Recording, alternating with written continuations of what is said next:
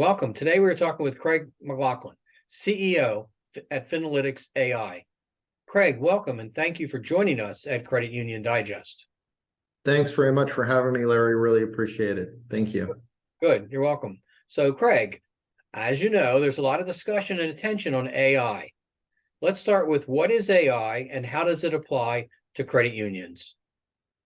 There's a tremendous amount of attention, particularly in this category since November with OpenAI's launch of ChatGPT. I think it's the first time people have been able to really play with AI and understand how it can make their lives easier and make them more effective.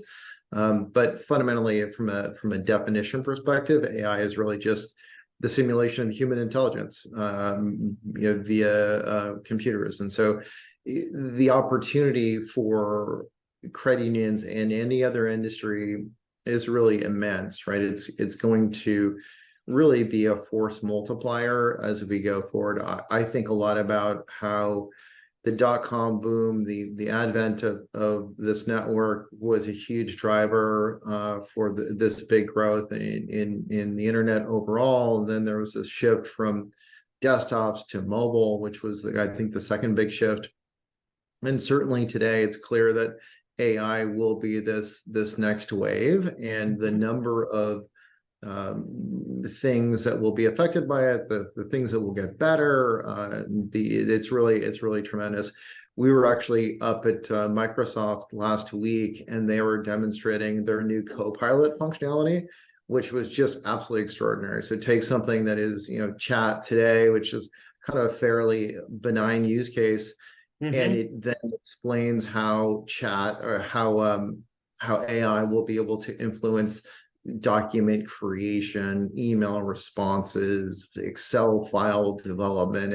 It's really going to be a true partner for people in terms of driving a deeper efficiency. And for us, one of your earlier questions was around how does it affect credit unions?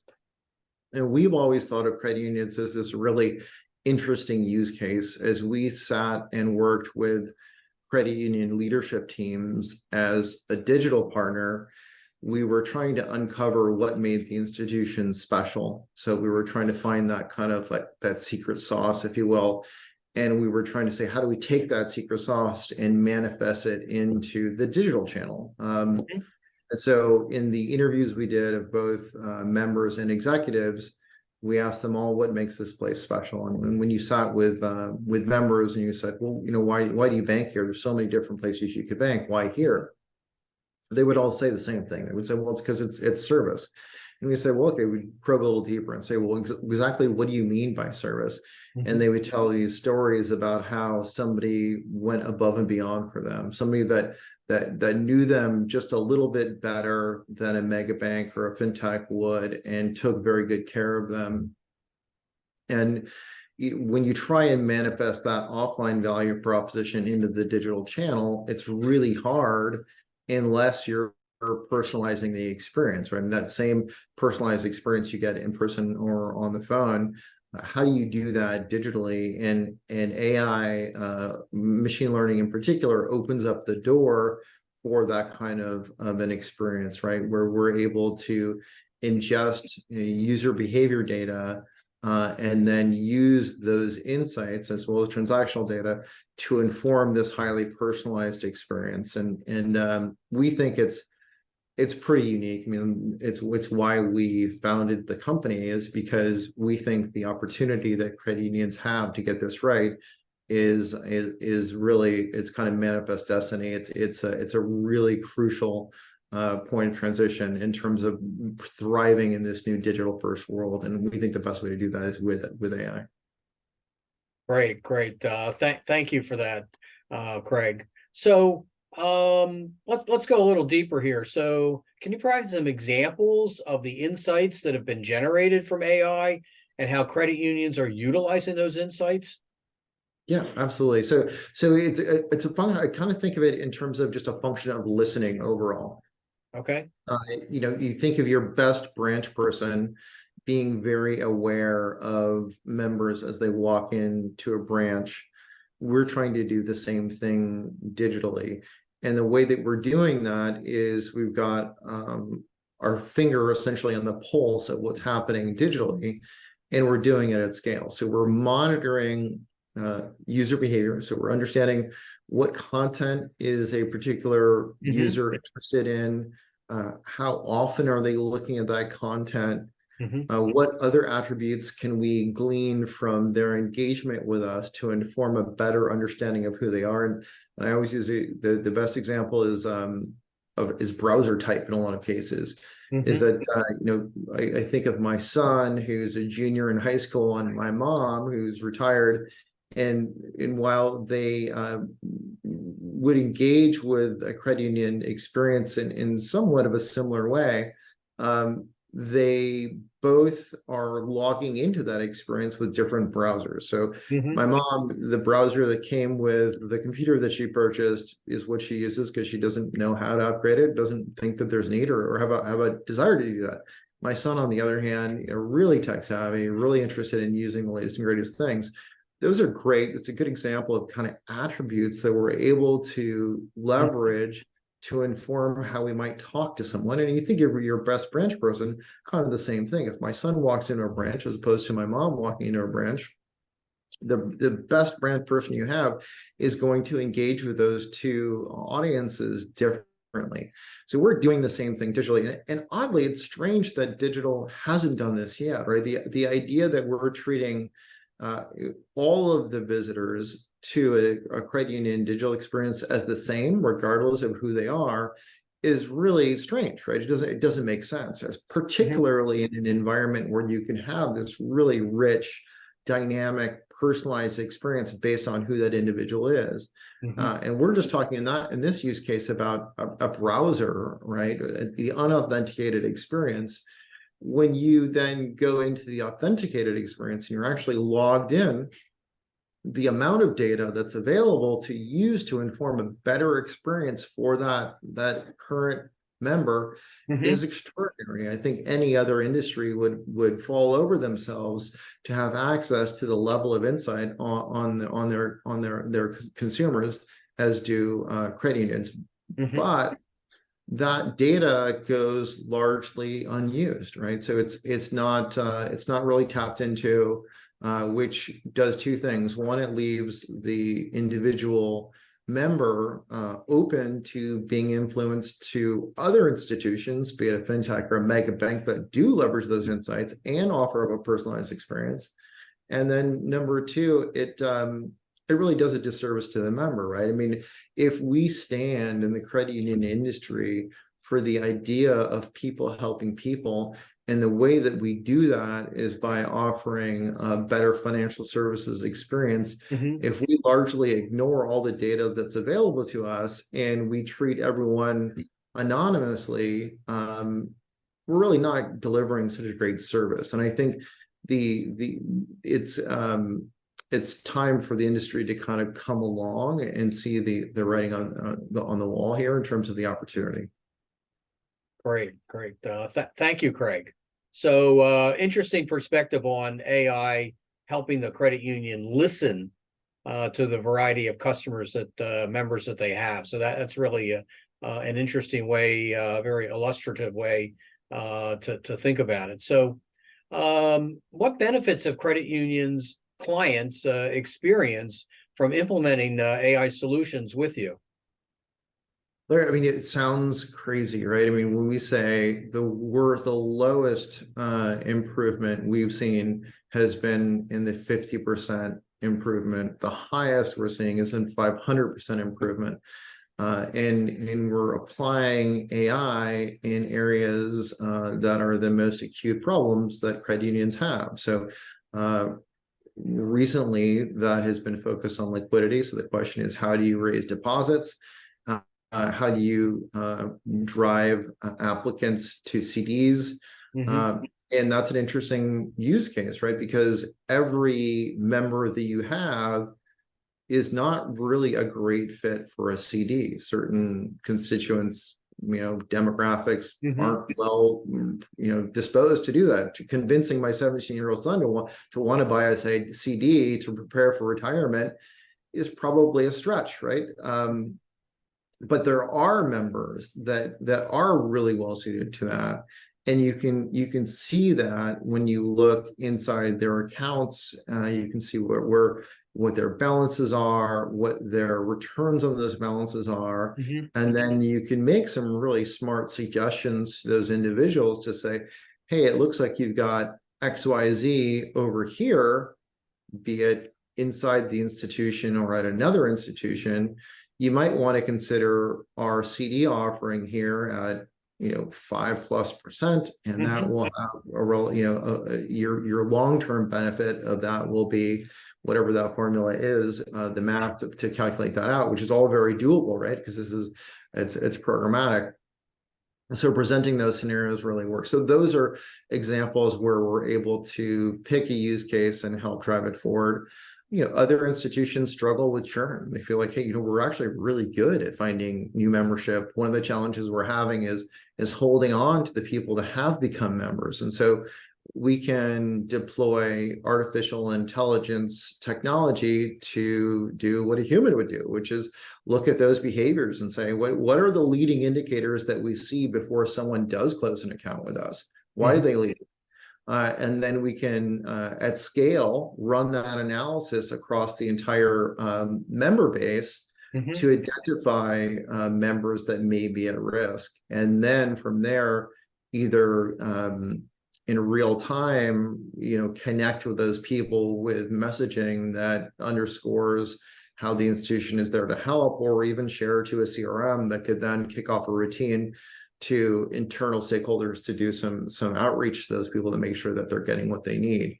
So so in summary, churn is one, account acquisition is another, but it really kind of the opportunity is fairly limitless. It really comes down to what is the credit union strategy, what is unique about that institution, what are they trying to achieve, and Mhm. how can we leverage technology to move that forward.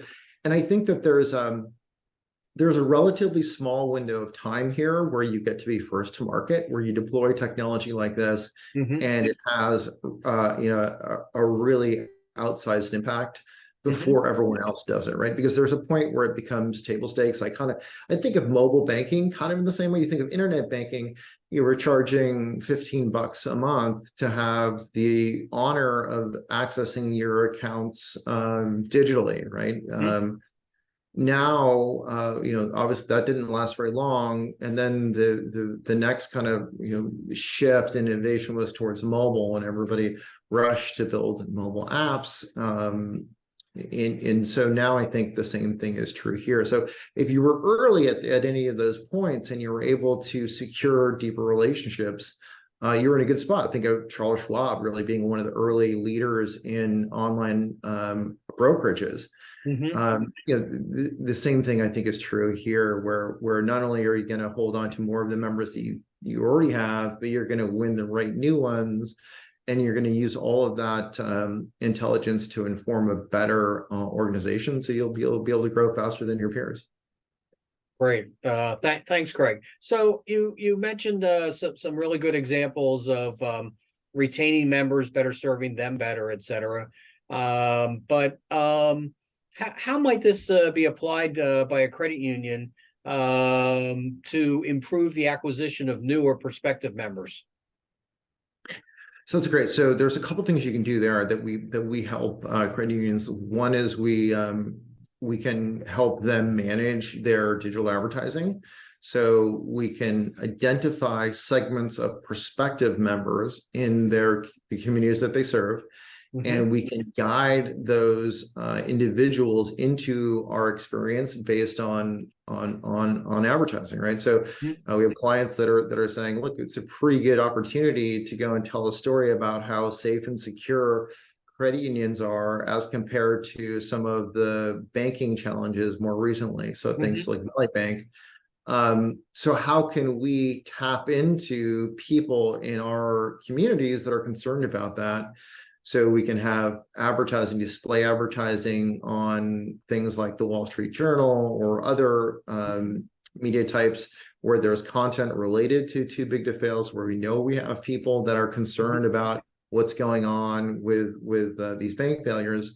And we can use that as an opportunity to promote why the XYZ credit union is a really good, secure, safe partner in the end, right? Right.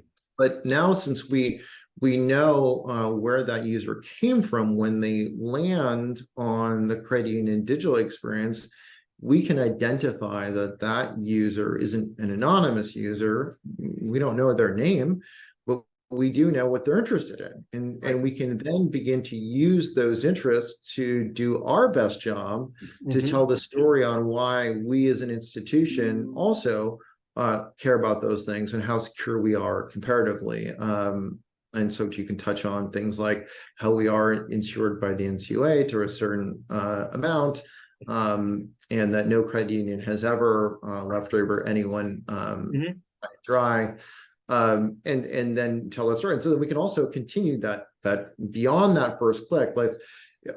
Most visitors in this kind of experience don't convert on the first visit. When you buy a financial services product, it takes some time to come to the conclusion that you're interested in it, and that's a multi-step process.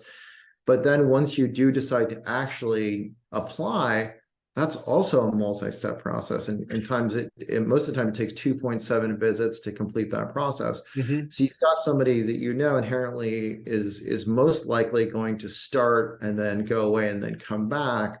So making sure that you can pre-populate that form and remember where they were in that process goes a long way to not just making it easier for them to complete, but also changing how they might think of the organization of somebody who's really striving to make it easy for them. And this isn't just lip service; they're actually feeling that experience, and they're comparing it to what they might have had from a fintech or a mega bank or their last best digital experience, which they say these guys are on top of it, and they're not asking me to go through kind of an arduous, complex, friction-filled experience. So that helps as well. Once they are onboarded and we have them as a member, monitoring what they're looking at. Frankly, the last thing any credit union leadership team needs is another report of data, right? So you don't need to print out a report, put it on people's desks, and let it gather dust. What you really need is a tool that acts on data in real time and changes the experience. And so that's where we're able to do things like detect that somebody might be becoming happy, detect that there's an opportunity for growth, look to see what accounts they do have and what they don't have, and then make the right recommendations. Like, go back to that example of CDs. Does it make sense to promote in your highest, your most trafficked marketing piece, which is your digital experience, to promote a product that an individual could never afford or really need? And so you don't want to waste that opportunity. So you want to make sure you deliver the right message to the right user at the right time, and that can be deeply informed by who they are. And so that's where we come in and spend a lot of time doing analysis. And frankly, you asked about the definition earlier, the simulation of human intelligence processes by machines. Being able to do that at scale is what AI is, right? So we've opened up the door to this new third kind of shift in innovation. And so the opportunity is really to tap into that today and do it at scale. And you have to imagine that 5 years from now, it will be just like the internet, it will be just like mobile banking, that everyone will be doing it, right? So you have a small window of time where you can get ahead of it, and you can do some really smart things that will help you outperform your peers. And this is most certainly one of those things for banks and credit unions.